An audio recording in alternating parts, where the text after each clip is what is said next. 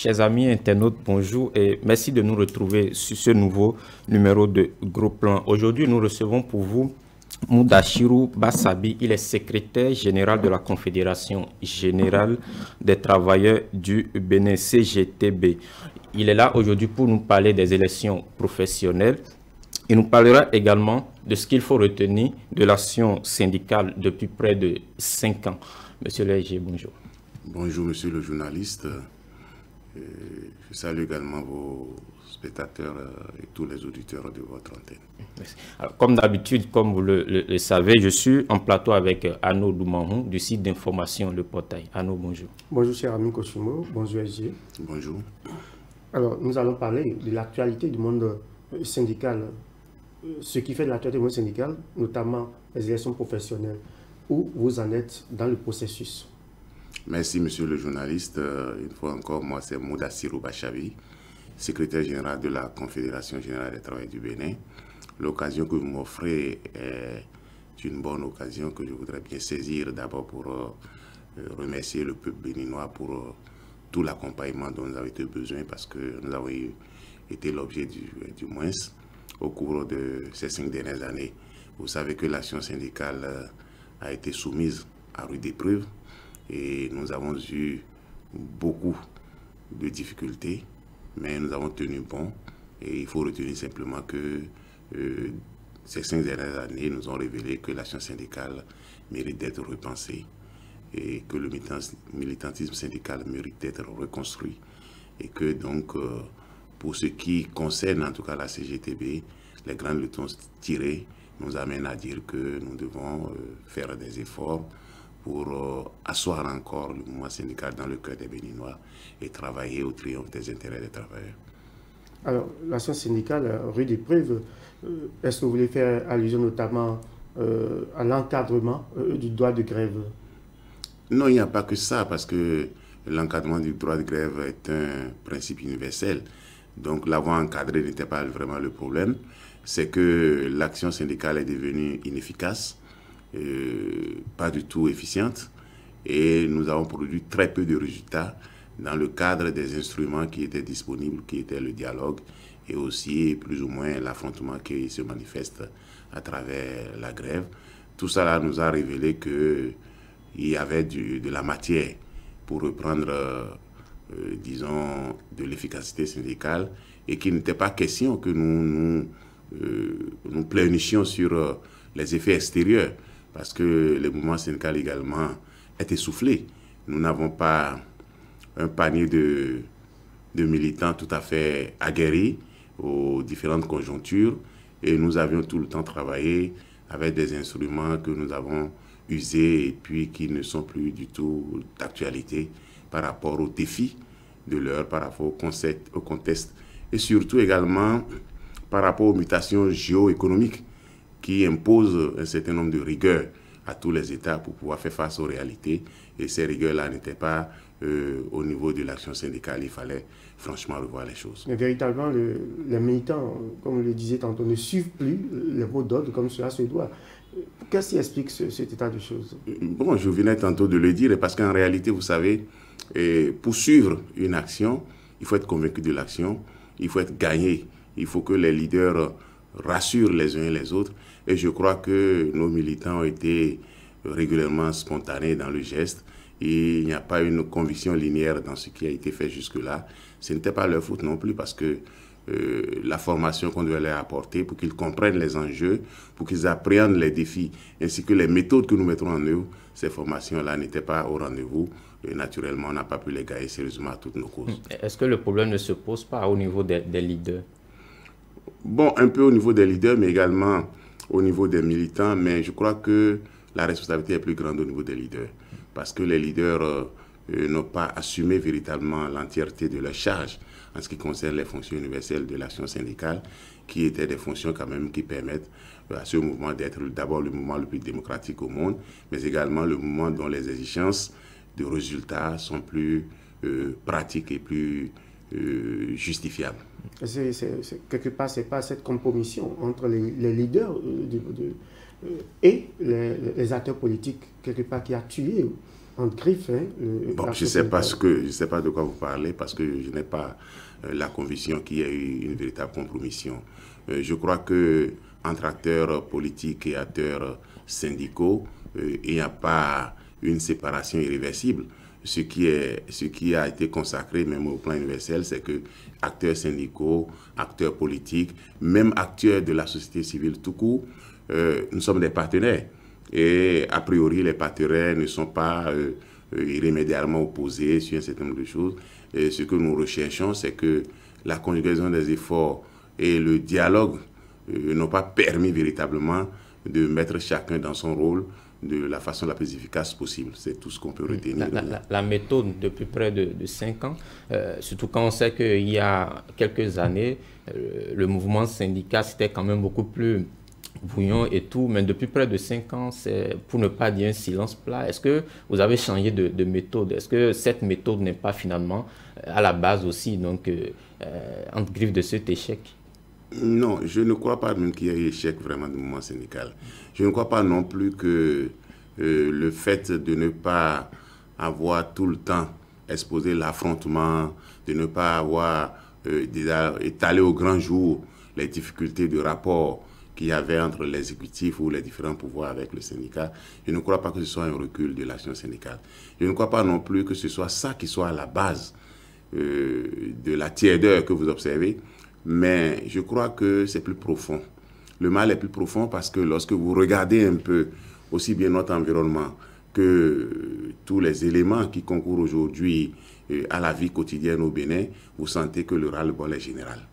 Et à partir du moment où le ras-le-bol est général, les attentions ne sont plus fixées sur les paramètres que nous avions au départ, auxquels nous étions au départ, disons, habitués. Donc, il se fait simplement que l'action syndicale a certainement pris une autre forme, une forme qui a du mal à s'imposer d'abord aux observateurs que nous avons parce qu'ils ne sont pas habitués à cette pratique, encore que c'est une pratique syndicale mondialement reconnue. Et ce qui est exigé véritablement au plan mondial, c'est de n'exposer les différends que lorsqu'il y a échec dans le dialogue. Mais a-t-on eu du dialogue depuis 5 ans? Je crois que nous avons fait un semblant de dialogue qui n'a véritablement pas donné les fruits que nous attendions. Oui, est-ce que véritablement on peut dire que l'action syndicale a produit des résultats au cours de ces dernières années? Des résultats... Que vous en êtes fiers? Non, je crois qu'il faut être fier des constats que nous avons pu faire après près de 5 ans d'action syndicale. Les constats, c'est quoi? C'est que nous nous sommes retrouvés face à une image qui n'est pas normale. L'image d'une action syndicale qui peine, disons, à produire des résultats, mais une action syndicale dont l'évaluation permet aujourd'hui de dire qu'il y a un travail que les leaders doivent faire. Ce travail, c'est d'abord de ramener le syndicat aux fonctions universelles. Vous savez qu'on ne peut pas tricher avec la science sur beaucoup de repères.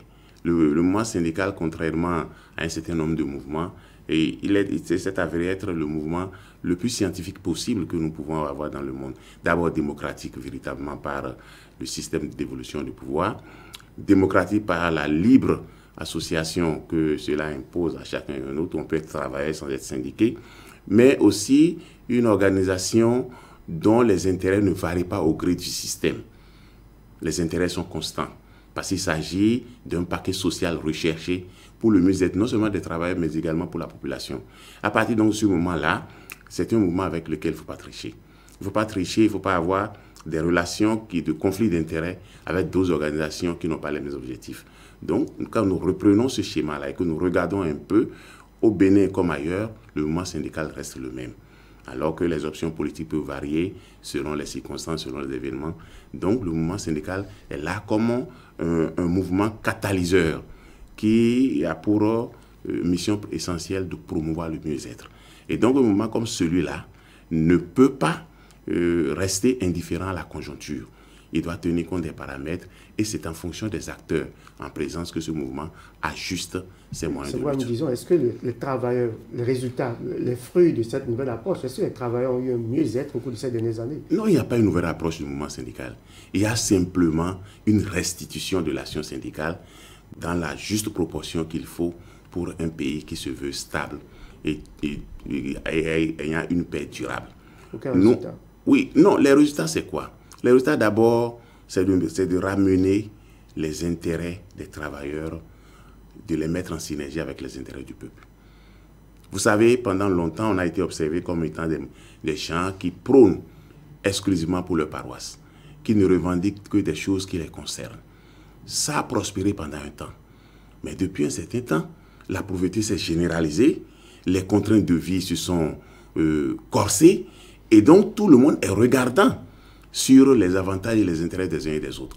À partir donc de ce regard-là, il est évident que si nous n'inscrivons pas notre action dans un ancrage social qui embrase la communauté tout entière, eh bien, nous avons beau avoir les meilleures méthodes, nous n'avons pas de résultats. Et ce à quoi nous avons assisté, c'est que depuis un certain temps, la population béninoise regarde les syndicalistes comme des gens qui ne savent que prêcher pour leur paroisse, comme des gens même qui ne savent pas que les autres existent. Qui veut tout avoir pour eux. Et lorsque vous êtes perçu comme ça par une population, parfois même lorsque la cause est juste, vous n'avez personne pour vous accompagner. Et ce constat-là, nous l'avions fait à regret parce que, et là aussi, vous avez constaté que même la conscience syndicale également a pris un coup. Parce que face à la réalité, face au schéma qui s'impose aujourd'hui à nous, chacun est resté dans son coin en ne priant et en ne recherchant que son mieux-être unique. Et vous avez constaté que même les travailleurs face à la conjoncture que nous vivons, ne sont pas trop engagés sur le plan syndical parce que chacun préfère sauver sa tête et espérant que, bon, de toutes les façons, ça finira par se normaliser. Et cet état d'échec par rapport à l'engagement syndical, par rapport à la conscience collective, nous a amené à avoir un mouvement syndical méconnaissable par rapport aux habitudes antérieures, mais ça ne veut pas dire que nous avons manqué de faire du syndicalisme pendant toute cette période. L'encadrement du droit de grève, avec le recul, qu'est-ce que vous retenez de ça? Le principe de l'encadrement n'est pas un problème pour un homme syndical. Ce n'est pas un problème du tout. Ce n'est même pas un problème pour une organisation syndicale. Ce à quoi nous sommes... ce en face de quoi nous sommes aujourd'hui, c'est que nous avons eu droit à un encadrement presque qui ôte au droit de grève son contenu réel. Mais ça aussi, il faut le comprendre. Les lois, les tests, tout ça là, c'est un ensemble d'éléments qui découlent des rapports de force, des forces en présence. Nous sommes rendus compte que l'action syndicale est devenue inefficace. Nous sommes rendus compte que l'engagement syndical a perdu de son punch. Et donc, ceux qui ont la charge de la République ont pensé que c'est en restreignant au strict minimum ce besoin de manifestation en cas de divergence profonde, que c'est en faisant ça qu'ils feront progresser le pays. Mais le résultat est là. Le résultat est là. Même si l'action syndicale a été plus ou moins étouffée, il faut reconnaître que cet encadrement-là n'empêche pas un exercice du droit de grève. Pour nous, au niveau de la CGT, nous sommes clairs là-dessus. Il y a une difficulté majeure que les contraintes sont arrivées à un niveau où le droit de grève est devenu un droit difficile à mettre en œuvre. Mais il n'a pas été difficile à mettre en œuvre en 2018. Parce qu'en 2018, on était encore sous l'empire de l'autre loi.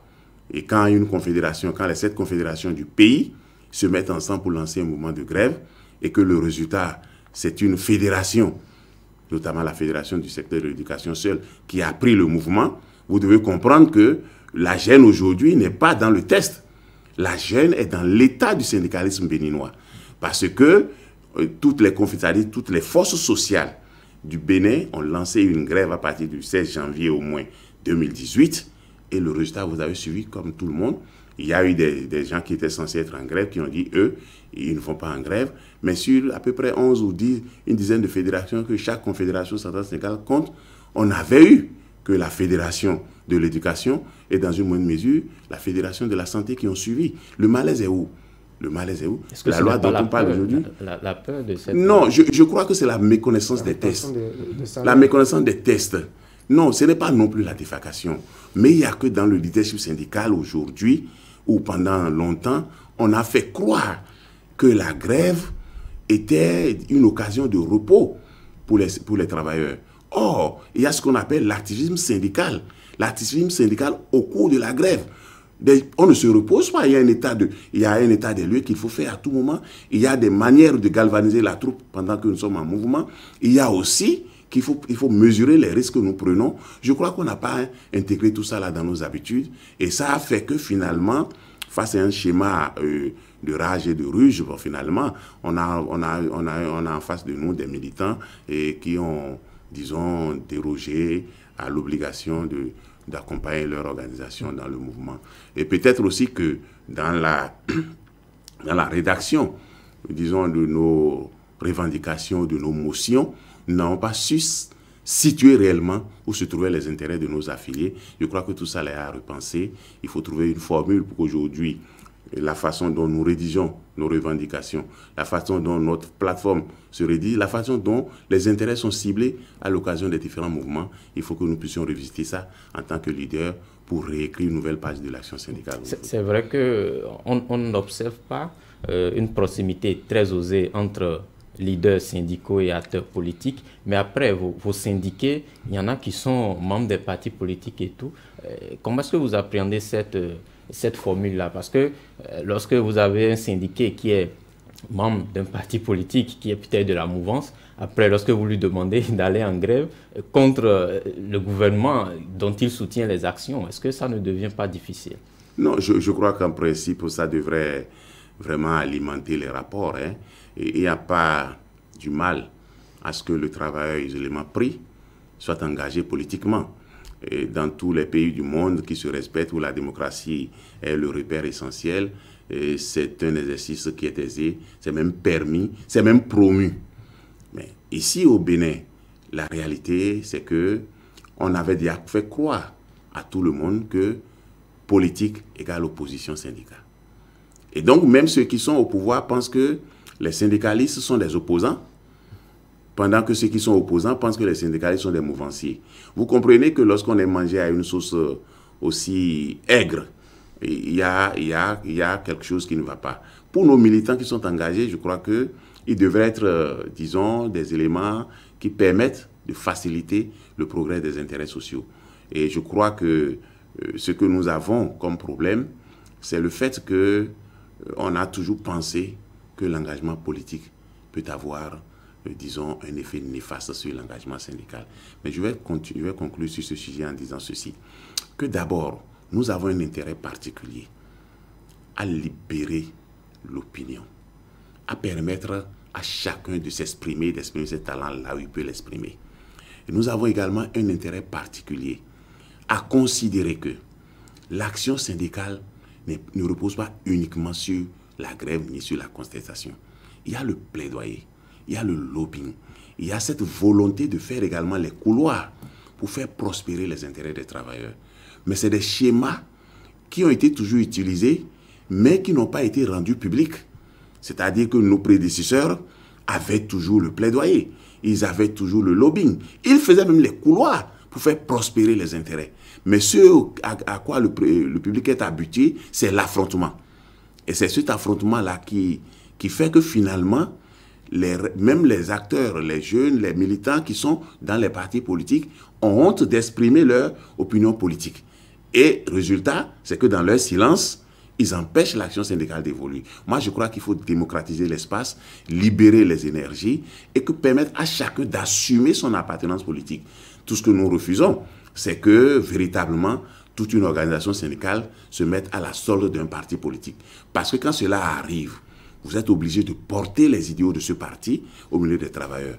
Or, les convictions politiques n'étant pas les mêmes, vous allez vous retrouver en porte-à-faux avec les intérêts des travailleurs. Ce qui est souhaitable, c'est que les partis politiques viennent s'abreuver de la vision syndicale pour faire des projets de société qui emportent l'adhésion du peuple.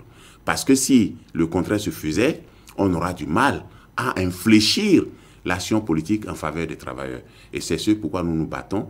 Liberté à chacun d'appartenir au courant politique de son choix, mais non à une inféodation intégrale du mouvement syndical dans un parti politique. Parce que le contrôle et, disons, les actions que nous aurons à exercer pour obliger le parti politique à respecter la vision des travailleurs, cette pression-là va manquer au moment venu.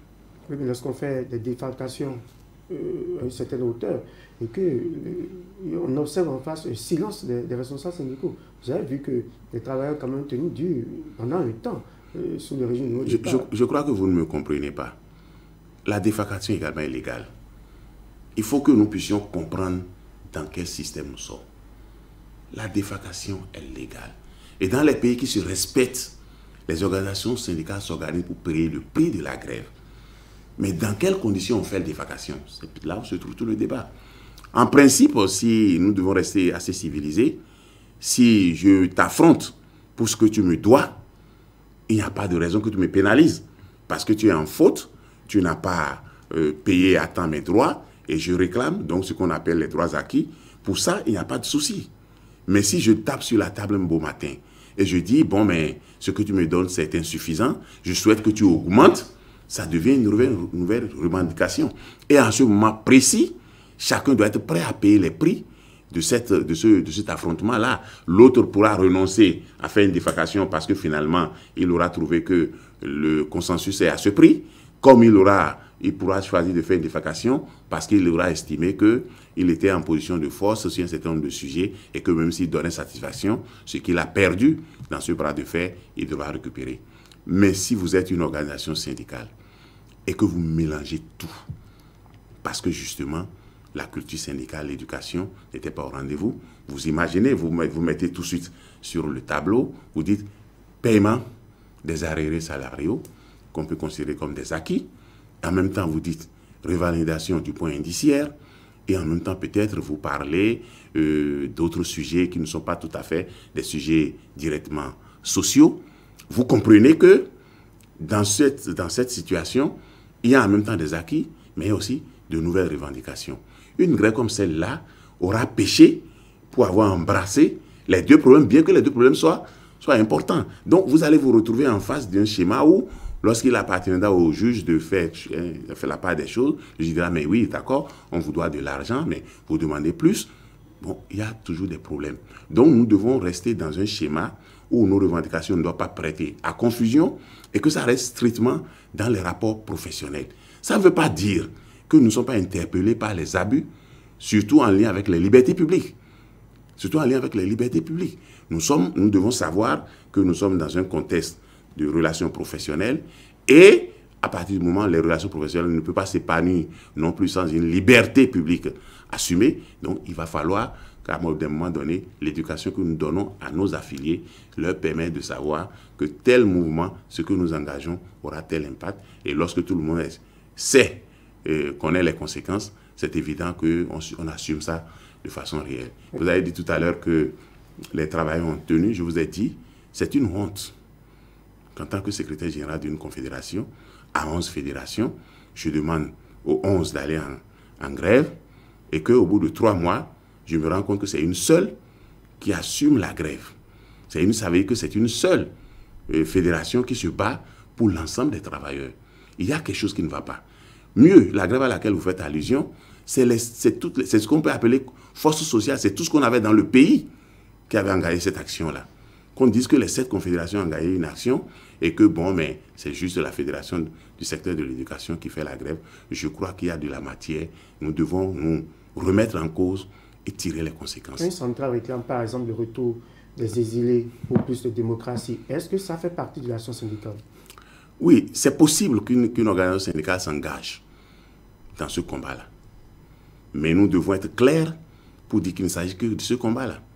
Et je crois que la façon la plus civilisée dans un mouvement syndical de poser un tel genre de problème, c'est de demander simplement que les libertés publiques soient restaurées et que l'état de droit soit la primauté.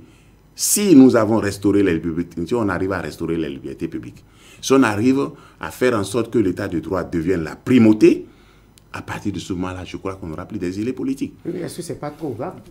Non, c'est précis. Non, vous savez, il ne faut pas personnaliser le combat. Il ne faut pas personnaliser le combat. Il y en a qui sont, disons, hors de leur territoire depuis des années en silence pour leurs convictions politiques parce qu'on ne les a pas connus. On ne sait pas qui c'est parce que peut-être ils n'ont pas fait de la propagande autour de leur personne. Ce que nous disons, c'est de se battre pour les principes. C'est un espace pour les principes. Dans aucun pays du monde ne vivra sans exilés politiques.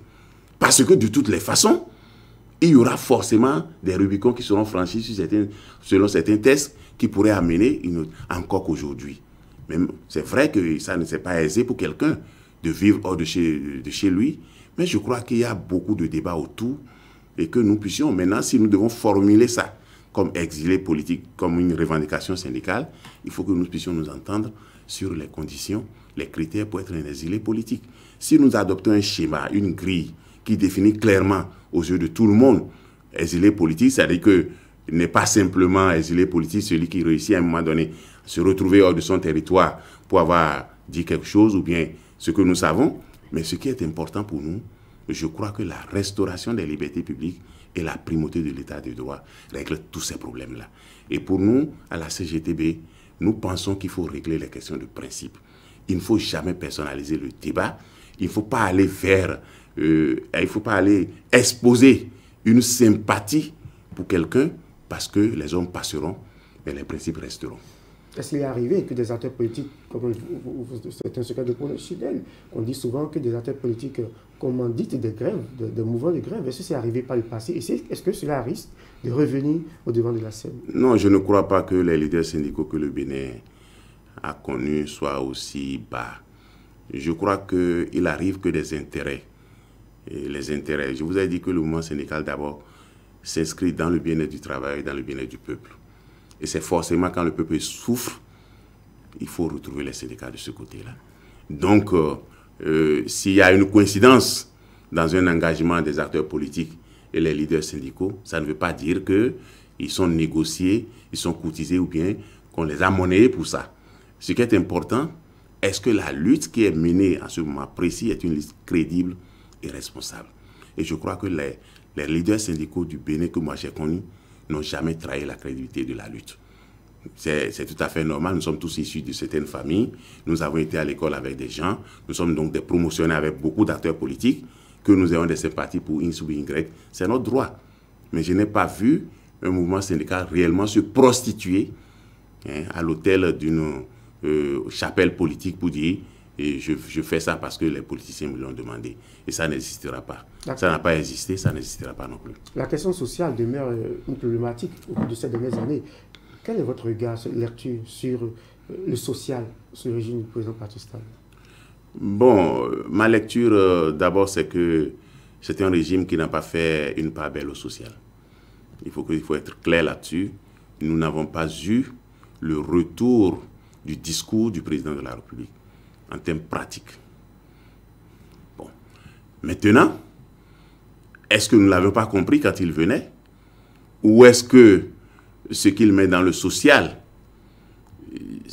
résidait exclusivement dans sa volonté de faire un mandat ou deux, bon, de toutes les façons. Mais ce qui est important pour nous, c'est que le résultat social, en tout cas, n'est pas perspective. Et tous les efforts que nous avons faits sur le plan syndical, à travers le dialogue, même à travers des contestations ouvertes, n'ont pas permis d'inscrire véritablement un résultat social. Même si aujourd'hui, ce gouvernement essaye, à partir de l'arche, d'ouvrir des perspectives, de bâtir un Bénin plus social, mais dans le concret, nous n'avons pas de résultat. Et je crois que c'est l'un des talons d'Achille majeurs de ce gouvernement qui, forcément, doit être en train de faire un bilan et se rendra compte que, véritablement, socialement, il n'a vraiment pas produit d'effet sur les Béninois. Le mouvement syndical, c'est aussi les élections professionnelles. Le processus est en cours actuellement et qu'est-ce qu'on peut y retenir? Oh, les élections professionnelles, c'est vrai, c'est d'actualité parce que nous serons bientôt à la 3e édition. Nous avons connu une première édition en 2001, une deuxième édition en 2006 et nous sommes en train d'aller vers la 3e édition. Bon, cette 3e édition, normalement pour une organisation syndicale, doit revêtir un cachet spécial. Parce que ça fait près de 15 ans que nous attendions que cette élection se tienne. Parce que déjà en 2011, on aurait pu avoir cette élection pour renouveler le mandat parce que 5 ans avant, nous avions fait la 2e édition. Mais pour des raisons que je ne saurais évoquer véritablement sur ce plateau, nous n'avons pas eu droit à ces élections. Maintenant que c'est annoncé et que le gouvernement semble s'employer pour que ça se tienne, je crois que chaque organisation syndicale doit en prendre acte et travailler pour que les résultats qui sortiront de ces élections soient des résultats fiables, purs et qui vraiment révèlent la volonté des travailleurs de voir l'action syndicale prendre un nouveau souffle. Pour ce qui nous concerne à la CGTB, c'est une belle occasion pour nous d'aller solliciter les travailleurs pour qu'ils nous accordent leur suffrage et que nous puissions implémenter un nouveau dynamisme syndical pour atteindre des résultats plus concrets. Parce que nous savons que c'est possible, même avec l'arsenal juridique qui est là, il est possible d'inventer des instruments, des méthodes qui permettent en tout cas d'élargir un peu le cercle des retombées de l'action syndicale. Est-ce que c'est facile aujourd'hui de mobiliser les travailleurs quand on sait que le militantisme syndical a perdu un peu de ce charme? C'est pas facile, mais ce n'est pas impossible. Parce que justement, les travailleurs ne sont pas des personnes dépourvues d'intelligence. Ils savent à tout moment user de leur intelligence, appréhender les situations et certainement aussi ils savent repartir à partir d'un déclic qui les convainc. Ce qui est important, c'est qu'on ne peut pas se comporter comme des marchands d'illusions en milieu syndical. On ne peut pas vouloir faire du syndicalisme sans véritablement construire un dialogue responsable. On ne peut pas non plus faire du syndicalisme aujourd'hui et ignorer que nous sommes 11 millions de Béninois et que les 11 millions de Béninois, on doit à un mieux-être comme ceux qui, par bonheur, ont accédé à l'emploi formel. On ne peut pas faire donc de l'action syndicale aujourd'hui en ignorant les 80% de Béninois qui sont dans l'informel, qui travaillent aussi. Donc, si nous intégrons tous ces paramètres-là, il est évident qu'il y a du boulot pour l'action syndicale. Et que si nous avons une vision qui intègre toutes ces étapes-là, forcément nous serons compris par les travailleurs. Et je crois que c'est ce que la CGTB a fait ces 4 dernières années. Et bon, on est en mesure d'espérer que nous serons compris. Oui, la CSTB a gardé, en tout cas, est restée leader du monde syndical pendant des années. Comment est-ce que la CGTB et d'autres centrales pourraient, cette fois-ci, ravir la vedette? Non, je crois que je ne sais vraiment pas de quoi vous parlez. La CGTB a été également, depuis 2006, une organisation représentative. Oui, tout à fait. Bon, donc, de ce point de vue-là... Non, oui, c'est ça, il faut situer le contexte. Nous avons été représentatifs malgré tout. Et nous sommes parmi les organisations syndicales qui pouvaient porter le leadership syndical. Il se fait que par l'arithmétique, la CSTB, oui, est en position confortable, donc est première dans la représentativité. Mais c'est à la CSTB de faire son bilan aux travailleurs. Parce qu'on n'est pas leader. On n'est pas leader d'une force sociale et pour simplement tirer profit de cette posture de leader, il faut pouvoir dire aujourd'hui aux travailleurs ce qu'ils ont fait. Mais cela dit, depuis 2006 à 2020, l'espace syndical s'est enrichi. Toutes les confédérations se sont, disons, aguerries davantage et ont gagné de l'espace. Donc, rien ne prouve qu'aujourd'hui, nous aurons une CSTB aussi fortement représentative qu'il y a 14 ans. Mais encore qu'il y a 14 ans, il y en a qui ont voté qui n'avaient pas droit au vote. Parce que les gens se rappellent très bien que c'est en plein suffrage que certains travailleurs, parce que j'estime que tous les Béninois travaillent d'une manière ou d'une autre, mais qui ne remplissaient pas les conditions pour être électeurs, ont été appelés à exprimer leur suffrage malgré qu'ils n'étaient pas sur la liste électorale initialement établie. Donc ça suppose que même cette forte représentativité n'était pas exemple d'erreur. À partir de ce moment-là, donc, nous n'avons aucun complexe par rapport à ces résultats, mais ce que nous savons aujourd'hui, c'est que ce leadership-là n'a véritablement rien apporté à la classe ouvrière. Oui, M. Lessuf a été non seulement en 2006, mais également au cours de la deuxième édition, a été confirmé. Oui, vous savez, si je veux parler un peu de ces étapes-là, la première édition des élections professionnelles, c'était une expérience pour nous tous. Et les organisateurs et les parties prenantes. Je ne veux pas dire ce qui a pu se passer. Mais ce qui est sûr, à la deuxième édition, effectivement, je vous ai dit, ça s'est confirmé, mais je vous ai dit le bémol qu'il faut mettre à ça. Parce qu'au cours du jeu, on a pu coopter d'autres électeurs qui n'étaient pas attendus. Est-ce qu'aujourd'hui, la liste électorale peut être fiable? Aujourd'hui, le processus dans lequel nous sommes, vigilance de tous oblige, nous aurons forcément une liste électorale verrouillée.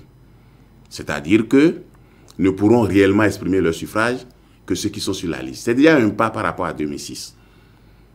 Maintenant, ne peuvent véritablement voter que ceux qui auront été intégrés sur cette liste sur la base des paramètres que nous avions retenus. À savoir qu'il faut être un travailleur du secteur formel, soit privé, soit public. Dès lors que ces balises-là sont posées et que nous avons une liste, si la liste comporte 300 000 électeurs, on ne risque pas d'atterrir avec 600 000 électeurs comme ça a été le cas en 2006. Donc, ça déjà va être pur pour nous tous. J'estime que c'est la première élection professionnelle à laquelle nous allons avec une certitude d'avoir une transparence et une pureté. C'est vrai qu'il y a des réserves sur l'outil qu'on va utiliser, c'est électronique, c'est celui-là, tout ça là. Bref, quel que soit le schéma, nous pouvons être fiers de ce que à chaque édition, nous faisons des progrès. Et moi, à la CETB, j'ai encore des raisons d'être plus fier. J'ai encore des raisons d'être plus satisfait parce que même la méthode manuelle que nous avons utilisée jusque-là, on vient de l'expérimenter au niveau du ministère du Plan. Et le syndicat, qui est le Sénaplasta affilié à la CETB, vient de l'emporter avec 90% des suffrages exprimés. Ça veut dire que, en ce qui nous concerne, la CETB a réalisé des progrès qui le rassurent davantage que ces résultats-là ne seront pas comme ceux que nous avions connus. Donc, à partir de ce moment-là, la méthode, elle peut être manuelle, elle peut être électronique. Nous avons la certitude aujourd'hui que, quel que soit le schéma, la CETB va changer de posture. La CETB veut certainement bien prendre la tête du mouvement. Quel est le discours que vous tenez à vos syndicats? Non, je crois que c'est le discours de la vérité. Il faut dire les choses telles qu'elles sont. J'ai dit tout à l'heure que, en 2018, l'expérience de la grève nous a montré que nous étions des généraux sans troupes. Que les gens n'oublient pas. Avant que nous n'entrions en grève, en 2018, c'est-à-dire en janvier 2018, le 16 janvier précisément, parce que c'est une date symbolique que nous avons choisie, il y avait une autre centrale, celle que vous avez qualifiée de leader tout à l'heure, qui 2 mois auparavant avait déclenché le mouvement de grève. C'était suivi par personne. Il a fallu que le groupe des 6 qui s'entendent déclenche avec cette même centrale le 16 janvier 2018 pour que la grève prenne. Mais il a fallu que nous fassions des analyses pour dire, tel que nous étions en train d'évoluer, qu'il nous fallait marquer un arrêt pour réajuster le tir, réarmer, disons, les travailleurs pour agir de façon plus efficace. Quand nous avons fait ça, on a dit c'est des vendus. OK. On a dit c'est des vendus, ils ont pris la responsabilité de continuer. C'est aller où? Nulle part. Nulle part. Est-ce qu'elle était véritablement la pomme de discorde? Non, la pomme de discorde, c'est qu'il ne faut pas aller dans le trou. Il ne faut pas aller dans le trou. Vous avez demandé à tous les travailleurs d'aller en grève. Vous avez eu à peine 10% de ces travailleurs qui sont réellement allés en grève, mais dans une grève qui commençait pas à coûter cher pour tout le monde. Parce que les mêmes travailleurs qui sont en grève, on était en contact avec eux. On connaissait les difficultés. Mais ce n'est pas parce que le mouvement est déclenché que nous devons avoir honte d'arrêter si nous avons des difficultés. Et ces difficultés étaient perceptibles. Tout le monde savait ça. Mais le fait d'avoir pris la responsabilité de dire non, eh bien, on a dit, ils sont des traîtres. Mais sur quelle base cette collaboration avait été établie? Parce qu'il faut le dire, vous n'avez pas tous les mêmes méthodes. Oui, non, ce que les gens ne savent pas aussi. Il y a le groupe des 6 qui avait signé la même motion de grève. Mais compte tenu des argumentaires et des éléments qui vont amener à la grève, la CSTV avait signé sa grève à part. Donc, d'accord pour démarrer la grève dans les mêmes conditions que les 6, c'est-à-dire à partir du 16 janvier, mais avec sa motion qui avait d'autres exigences qui n'étaient pas forcément perçues comme, par nous autres, comme une priorité pour les travailleurs. Et sur cette base-là encore, nous avons concédé de faire les actions communes et on lui avait laissé la liberté de signer sa motion de grève, mais de rester dans le même timing que nous. Ce que nous avions fait. Et lorsque nous avions senti que la situation n'était pas vraiment au mieux des intérêts de la classe ouvrière, qu'il fallait reprendre de l'énergie pour agir autrement, bon, naturellement, le fossé qui nous séparait, qui m'a permis de signer la même motion de grève, ce fossé n'a pas permis non plus de nous entendre pour arrêter. C'était ça. Alors aujourd'hui, qu'est-ce que la CGTB vend, en tout cas, à de plus que les autres centrales pour prétendre tenir la manche pour le compte de la... Oui, d'abord, c'est que la CGTB a fait une évaluation et s'est rendu compte que, même dans le contexte actuel, l'action syndicale peut être encore efficace. Et que la première des choses, c'est que nous revenions aux fonctions universelles. Je veux parler de l'éducation ouvrière, je veux parler de la fonction normative, je veux parler de la fonction représentative, je veux parler de la fonction sociale et je veux parler de la fonction représentative. Il faut monnayer un peu ces différences. Bon, maintenant, la fonction éducative. Vous savez, les enseignants ont coutume de dire que chaque enfant qu'on enseigne est un homme qu'on gagne. Donc, vous ne pouvez pas gagner un travailleur à la cause s'il n'a pas reçu la formation et l'éducation qu'il faut. Ce n'est pas possible. Et donc, l'éducation ouvrière reste un instrument fondamental dans la restructuration de l'action syndicale. Il faut y revenir. Quand vous faites le point, vous verrez, il n'y a pas beaucoup de confédérations qui fassent cet exercice-là dans le pays. Deuxième élément qui est important, c'est la fonction normative. C'est la fonction par laquelle, tous les salariés, tous les travailleurs, tous les syndiqués s'approprient des tests de la République et même des tests internationaux. Mais c'est également par cette fonction-là que ces organisations contribuent à l'évolution des tests. Ça veut dire quoi? Ça veut dire que, vous faites tout pour agir dans les normes. Deuxième chose, s'il y a des tests qui vous handicapent, qui ne vous permettent pas de faire les progrès qu'il faut, vous travaillez à leur changement. Et travailler à leur changement suppose que vous avez réalisé une expertise autour de la question et que vous avez fait des propositions. Donc vous ne dites pas seulement la loi est mauvaise et vous arrêtez. Aujourd'hui, dans beaucoup de cas, on dit seulement la loi est mauvaise, on s'arrête. Et même quand elle est mauvaise, on ne prend pas d'initiative. Et lorsque nous sommes là, et que nous savons très bien que nous sommes un pouvoir à l'intérieur de tous les pouvoirs de la République, les autres pouvoirs se battent pour s'offrir un confort, un confort législatif, un confort légal, un confort même réglementaire.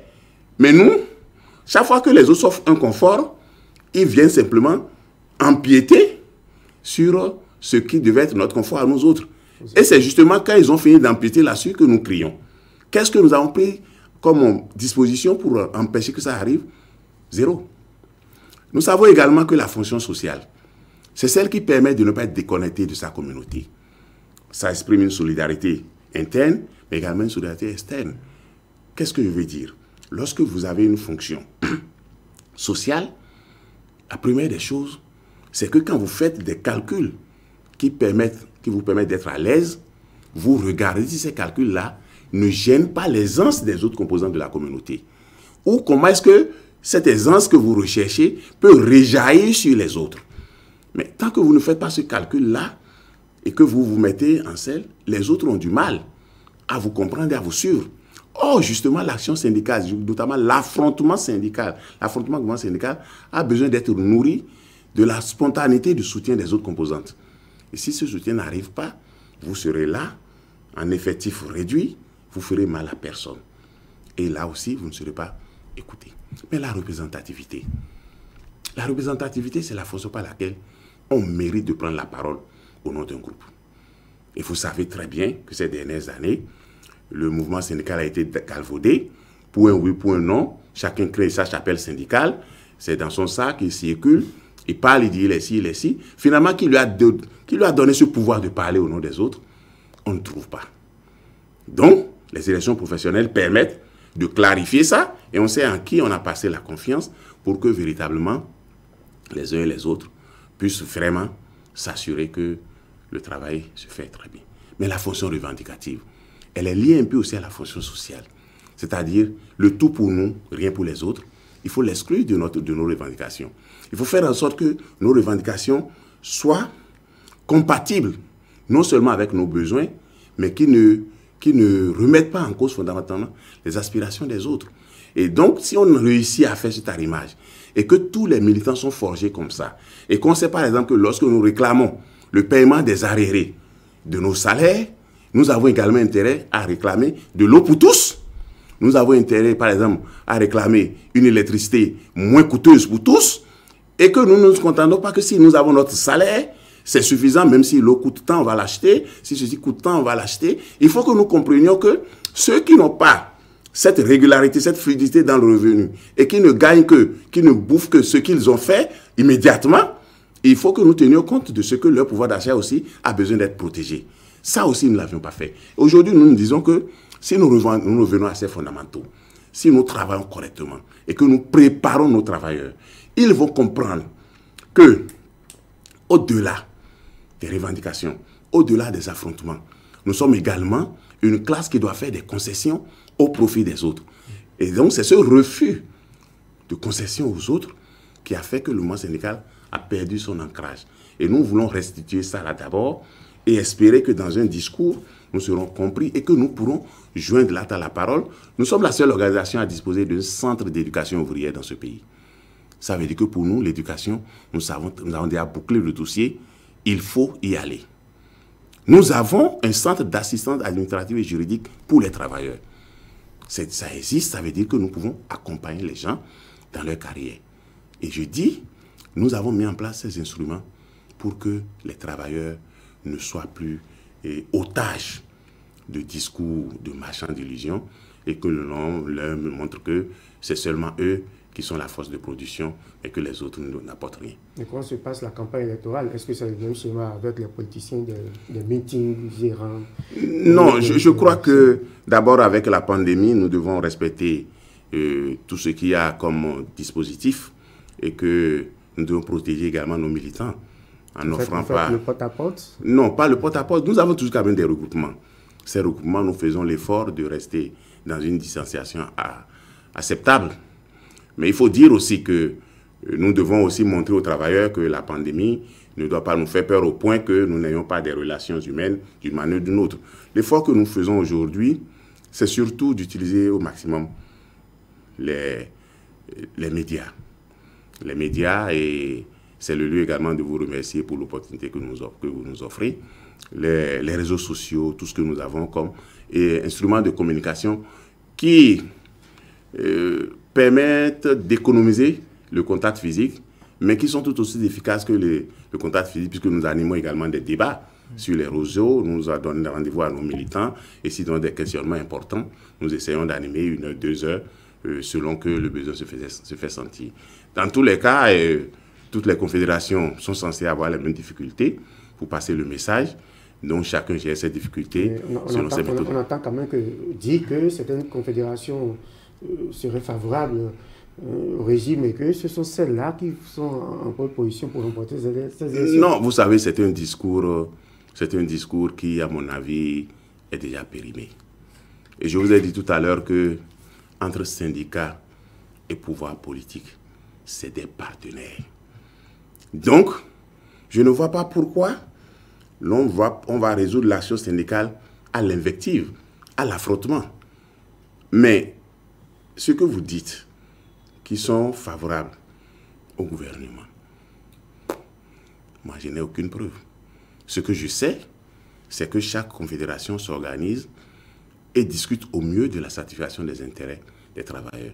Mais la chance que vous avez, c'est que dans ce pays, depuis un certain temps, il y a 6 confédérations qui se concertent.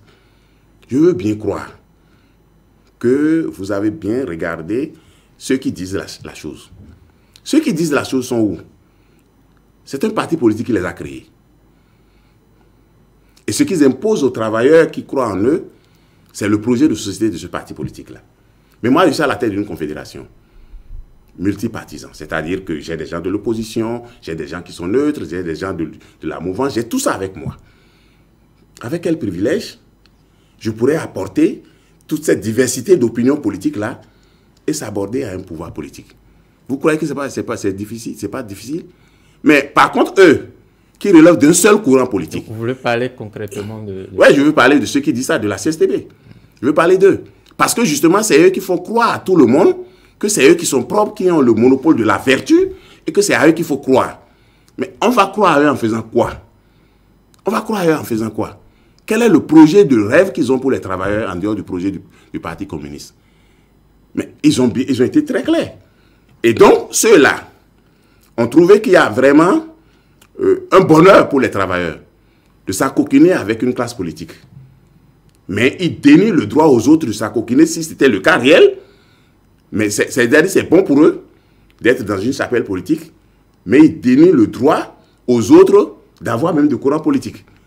Quelle est cette logique qui veut que ce qui est bon pour eux ne soit pas bon pour les autres?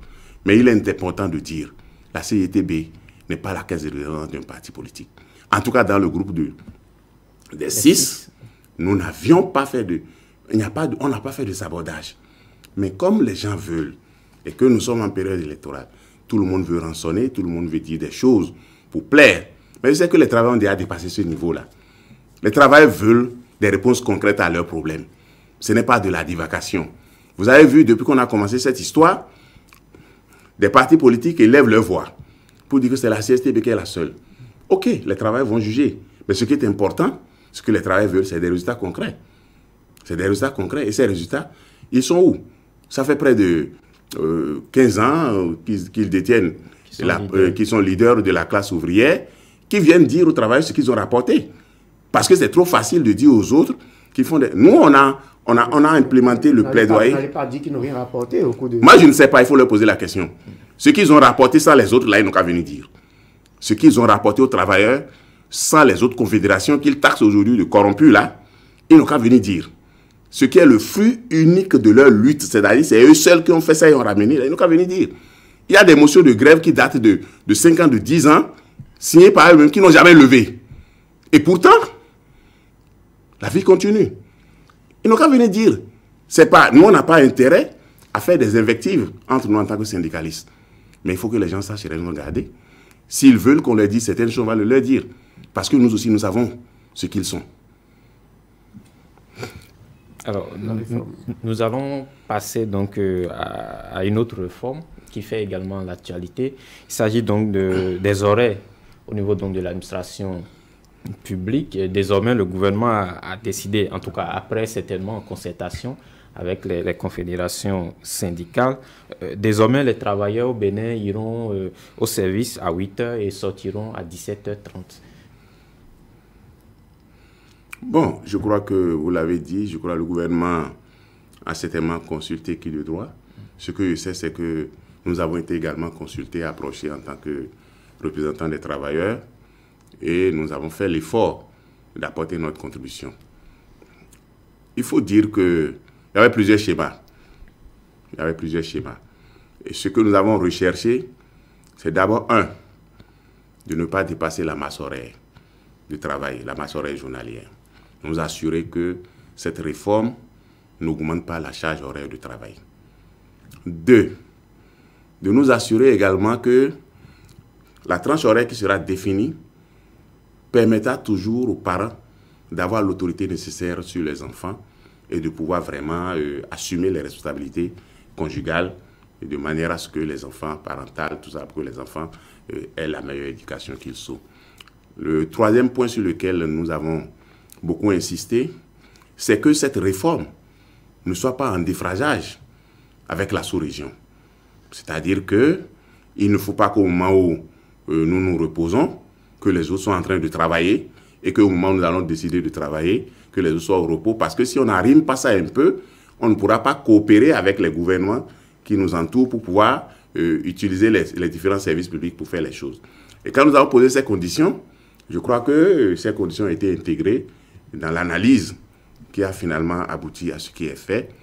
Je ne peux pas vous dire avec exactitude si toutes nos préoccupations ont été intégrées, Mais je crois que si ces 3 piliers-là ont été pris en charge, il ne reste maintenant que nous fassions l'expérience de cette nouvelle réorientation. C'est vrai que le gouvernement a évoqué le côté économique, parce qu'il a estimé que 2 longues heures ou 3 longues heures de pause étaient déjà économiquement lourdes, parce que justement, on utilise le climatiseur pour se reposer, enfin, bref, les installations pour se reposer, et que ça amène donc à une surconsommation de l'énergie et beaucoup d'autres paramètres. Et même parfois aussi, quand le repos est trop long, quand on revient, l'envie de travailler.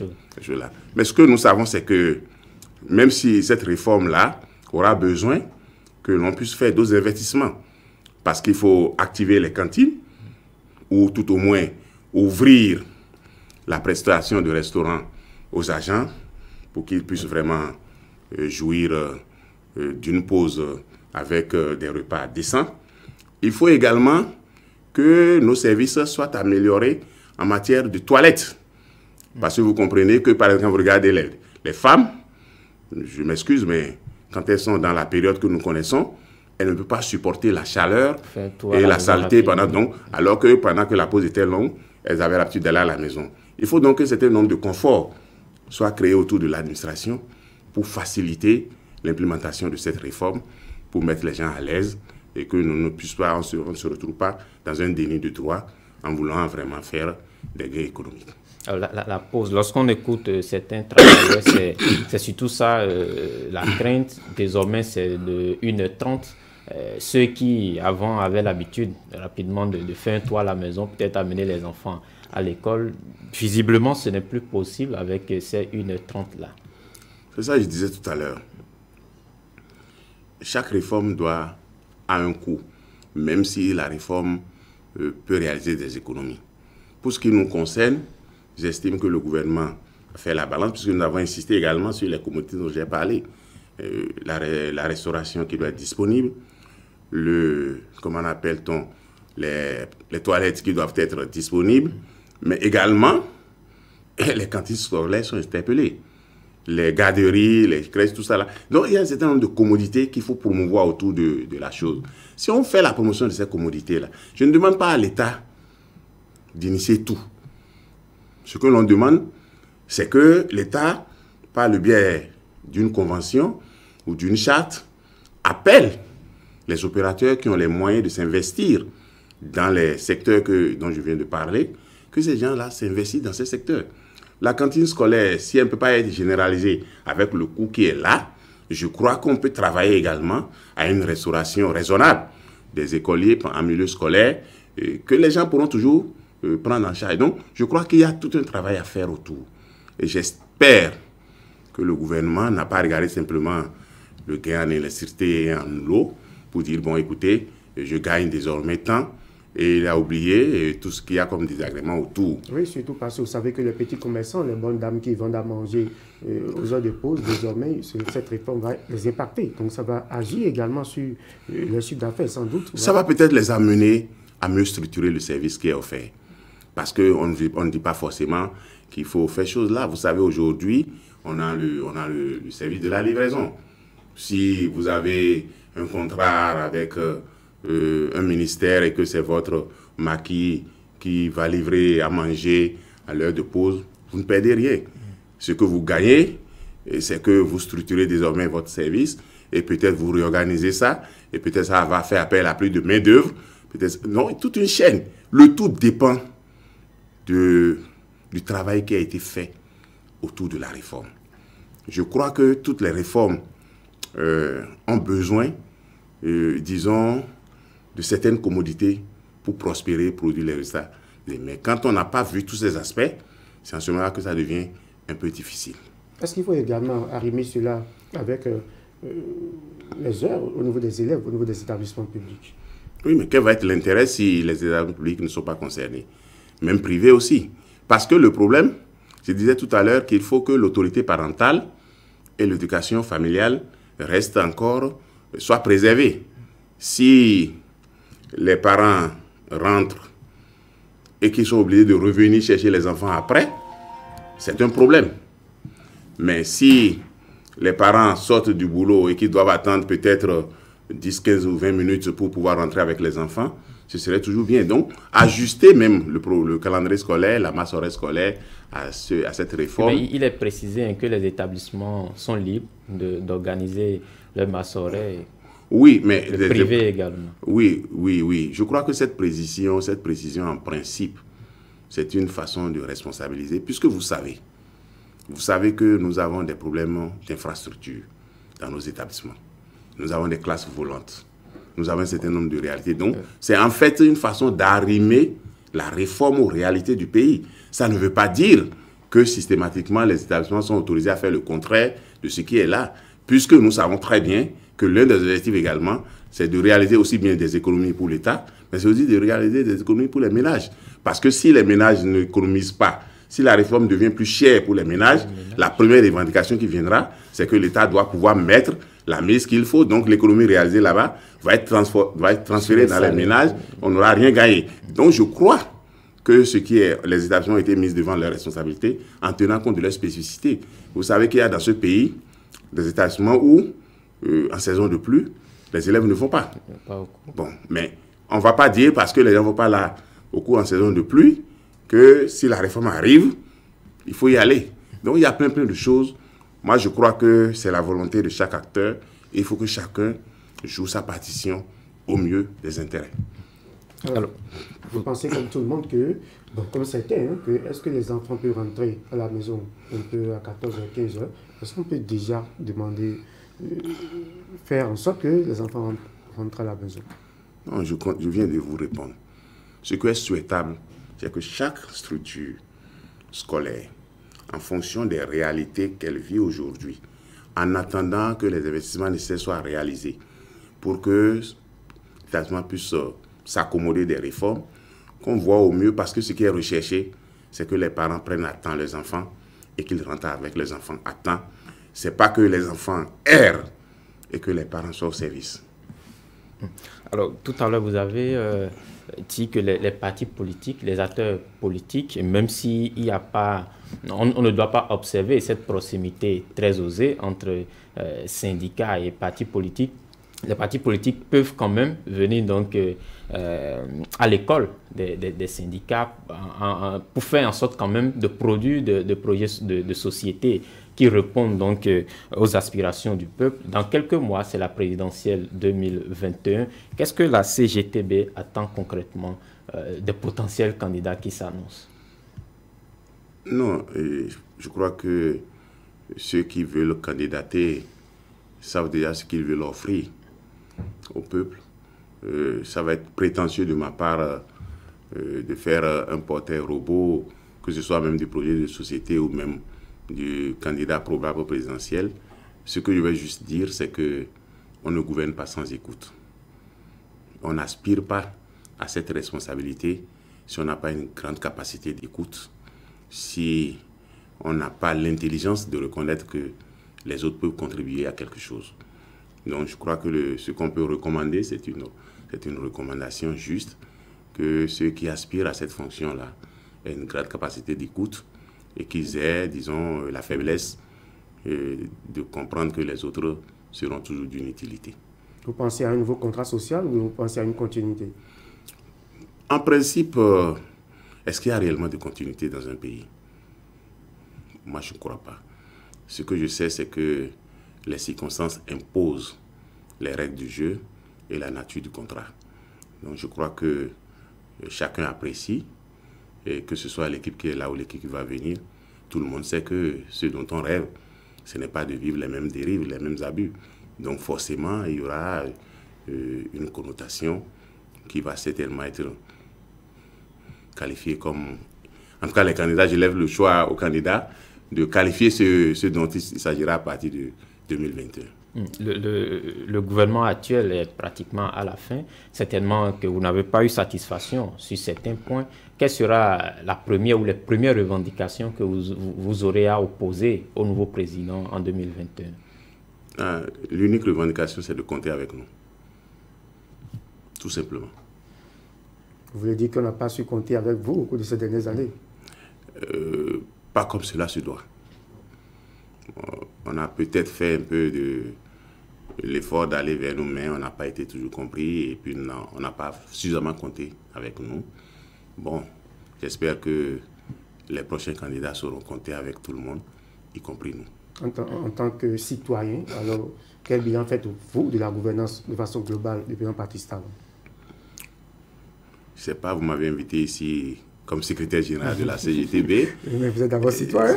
Oui, mais là, vous savez que ça va être difficile pour vos auditeurs de faire la différence entre le citoyen que je suis et le secrétaire général de la CGTB. Je préfère rester dans mes bottes de secrétaire général.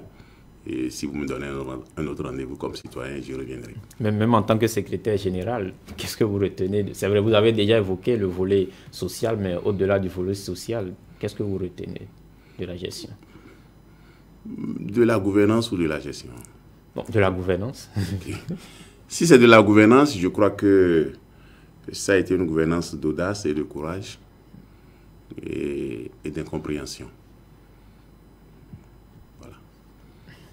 Alors, nous sommes pratiquement à la fin de cette émission, mais avant d'y mettre un thème, nous allons permettre aux internautes quand même de mieux vous découvrir au-delà donc de vos activités syndicales.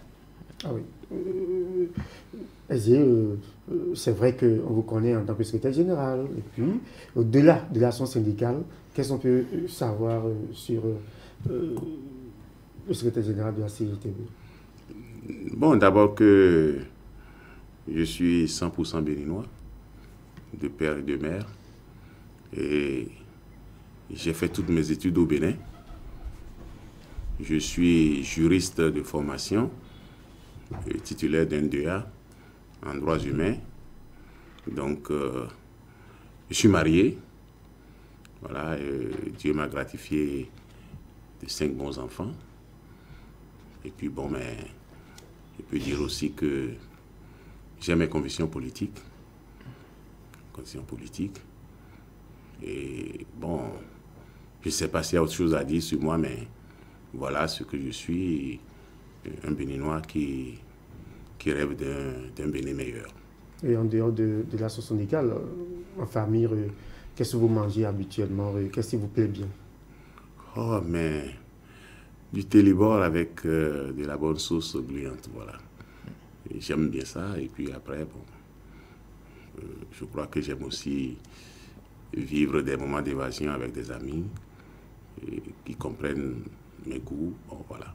En dehors de la ville, il vous arrive de quitter Cotonou pour aller au village et passer... Je parcours le Bénin tout entier parce que j'ai la chance d'être un peu Miss, parce que je suis maternellement du nord et puis paternellement du centre.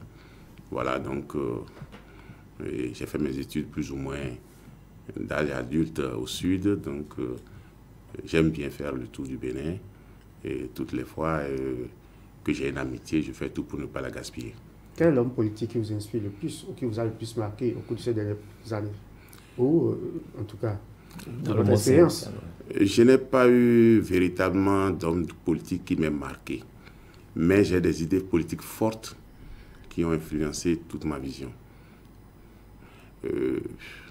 D'abord, celle prônée avec conviction par le feu général Mathieu Kérékou sur la qualité de l'unité dont nous avons besoin pour bâtir ce pays et le type de rêve qu'il nous faut.